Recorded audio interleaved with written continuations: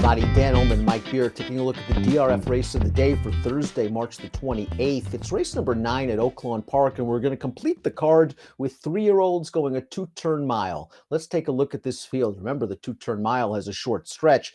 Now winners a 2-life allowance with an $80,000 claiming option. And what we like about Oaklawn Park, Mike, big, full fields. Yeah, big field here. To me anyway, it's a really competitive race. I thought a lot of different horses could win here, Dan. I thought there was plenty of speed signed on to this race going the 2-turn mile. I thought it handicapped kind of wide open. Pace could be a very important factor. Our morning line favorite, the number 5, Big To Do, as we take a look at our Timeform US pace projector. This horse was a gate-to-wire winner of his career debut in an off-turf race at the fairgrounds. Now he's going to be facing some legitimate dirt horses and might have to go a lot faster up top. Yeah, I thought this pace was going to be pretty solid in here. I won't be surprised when they get aggressive with Big To Do again and try to go forward with them. But I don't know, man. If they want to be clear on the lead this time, they're going to have to go pretty fast. One horse that should be part of the pace picture is the number 1, Maximus Magic, who started his career running over the synthetic surface at Woodbine, but on 2 fast-track starts this winter at Oaklawn has looked real good. A 10-length maiden claiming win 3 starts back, and then this race last time out where he easily outran his 37-to-1 odds. He set the pace along with 2 other pace prompters, eventually put those horses away, and somehow, some way, ends up holding the place behind Seize the Gray, who came back and ran third in the grade 3 Jeff Ruby last week over the synth with an 85 buyer. Yeah, he's pretty game in here. I mean, it never, to me anyway, looked like he was going to hold on in the stretch, Dan, but he's really game here. He doesn't really want to let go. Somehow he saved second at the end of that race. And just based on the 2 figures that he's earned in the fast track dirt starts, I mean, he's obviously a player in here. We'll see what kind of trip he can pull because he hasn't been that rateable.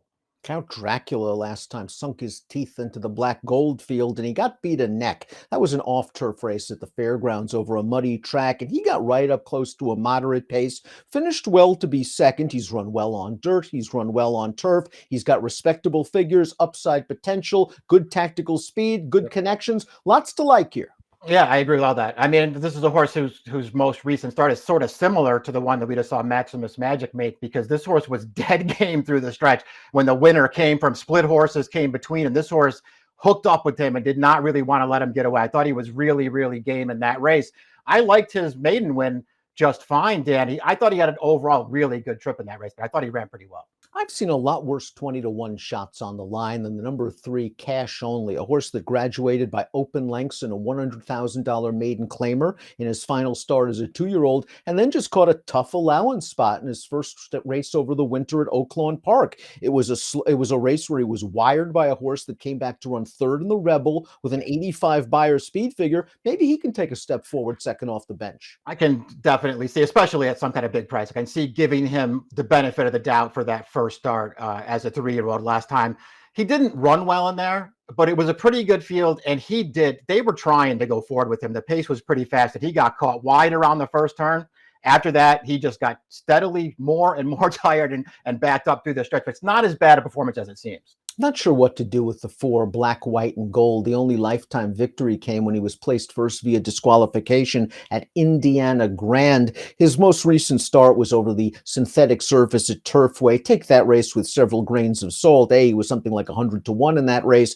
B, it was a slow-paced race where he really just didn't get into it. I was just still stuck overall about his quality, especially against a good group like this. Yeah, I agree with you. I mean, this is one of those races where I didn't think it was that difficult to sort of make cases for a lot of different horses. He was one of the ones in here I really couldn't make a case for. I guess you give the number 5, Big To Do, some extra credit for being the only first-time starter in that debut start where he went right to the lead and wired the field. He also had a very easy, unpressured lead against a bunch of turf horses. So now this is a big step up, I think, at 2-to-1. You're getting top-class connections, a well-bred horse that got a good figure in the debut. Yeah, I mean, I won't knock him. Not only did he earn a figure and winning first time out around 2 turns, he did turn away a little bit of a challenge to the stretch as well in there, Dan.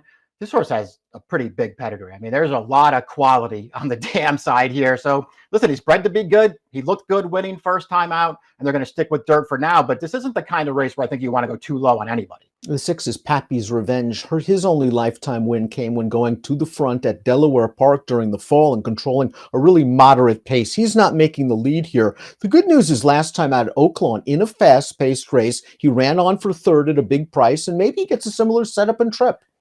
Yeah, that's what I think you have to hope for if you want to bet this horse back. Listen, you and I talk about those Delaware races a lot. I'm not thrilled that he broke his maiden in a Delaware maiden special weight. Although, and he did have a soft trip in there on the lead. I did think he looked good winning that race. I'm not going to care about the race at Oaklawn in December where he tried to go forward, where Carbone, I know Carbone's disappointed a little bit in stakes races, but he was good at that time and he was good in that race and that pace was fast. This horse I thought maybe was a little underrated last time. That wasn't a great trip, and he ran on. The 7 is Gewürztraminer, who won his second lifetime start at Churchill Downs going 5/8 of a mile. He is a quick runner. His starts against winners haven't been good. It's going to be his first start as a gelding for trainer Riley Mott, but he looks like a speed horse, and it looks like there are just better speeds in here. Yeah, I agree with that take too, Dan. I mean, this is a horse, even last time, it seemed like they wanted to make the lead with him in there, but Maximus Magic was in there and just sort of moved up to his outside and made this horse jam himself into the pocket there. After that, I thought the trip was a good one, and he just couldn't keep up. Concentration is the number 8. The lone lifetime victory came against fellow Indiana breds last fall. It was going to turn a mile. Last time out, though, at Oaklawn against a couple of these horses, I just didn't see any sort of excuse. At 47-1, he didn't hold up his end of the bargain. Exactly. Just didn't run well last time. This trainer is shipping in, or running a couple of different horses in this race, and they both look like long shots. Looks like the 9 Willie D's is slowly getting better, however. We're going to take a look at his most recent race, a race where he got a quick pace, and he's going to finish second to a very logical favorite. Willie D's earned a respectable 76 Beyer speed figure for this race, Mike. He's lightly raced. He gets weighed off with a capable apprentice riding. He's an interesting late threat at double digits on the morning line. Yeah, he runs okay, and there's never a threat to this winner. That's Pappy's Revenge right to his inside there, Dan. They're sort of matching each other through the stretch. This horse will eventually prevail for second, but I just kind of felt like he was pushed a little wide on the first turn, but after that, I just felt like he was in position throughout that race, and I sort of didn't feel that way about Pappy's Revenge. The 10 is Give Me a Reason. This is a $500,000 son of Justify who graduated in his most recent start. The race we're going to show you, a maiden special at 1 1/16 for trainer Steve Asmussen. This was his first race with Lasix. He went to the lead. He was able to control the fractions, and he just keeps finding more and more and more. It's a very game performance for Give Me a Reason. If he's going to win it here, though, he's going to have to likely do it from off the pace. Yeah, probably. This horse looked like that runner-up headed him there mid-stretch too, but this horse dug in and fought back there. I liked this performance from him, Dan, even though he sort of had all the best of it on the early lead in that spot. I liked how game he was. I mean, we talked about the Cox horse in here, the Morning Line favorite, being well-bred. This is the best bred horse in the entire race. He's bred to go long, and he's got a little bit of speed. The 11 is Circe, a winner over a wet track over course and distance. 2 starts back in a maiden special weight. Pretty gritty to win that day. Then was kind of hung out wide in his first start against winners. The problem is he's breaking from post 11 here. I think maybe Torres will try to tuck in a bit. You're getting top connections and a pretty well-bred horse at a good price. Not willing to give up on him, although that last race, it would have been nice to have seen him run just a little bit. Yeah, I kind of agree with you, but the race 2 back gives him a look in here, and that race, if nothing else, that most recent start, that was a pretty fast pace, and it was a big closers race. I mean, all the top 3 finishers all came from way out of it to complete that trifecta. This horse was a little closer than them. I'm not going to give him a huge excuse, but at 12-1 or higher than that, perhaps, I could use this horse somewhere. Brilliant Man made his first start for trainer Chris Hartman last time out, and it was a good effort. He was in a $100,000 maiden claimer. We'll take a look at Brilliant Man making a wide bid into the stretch, and he's going to get up, and he got a strong 79 Beyer speed figure. It was his first race with Lasix. Maybe he's a new horse with the anti-bleeding medication, but he's going to have to do it from a real tough post. Yeah, he's going to need to work out another good trip. I thought he got a good trip in this race, but he did improve. It was, as you mentioned, first time Lasix. It was also first time for a pretty high percentage trainer. He certainly moved forward. Maybe he has to improve again in this spot.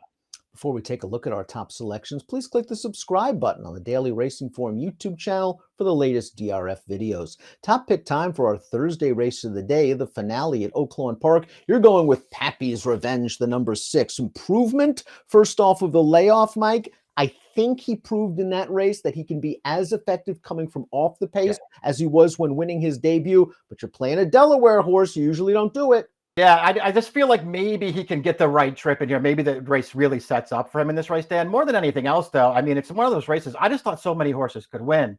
Let the 1 could win, the 2, the 5 can obviously win as a favorite. I thought all 4 of the horses drawn to the 4 outside posts, I thought they all had a chance in here.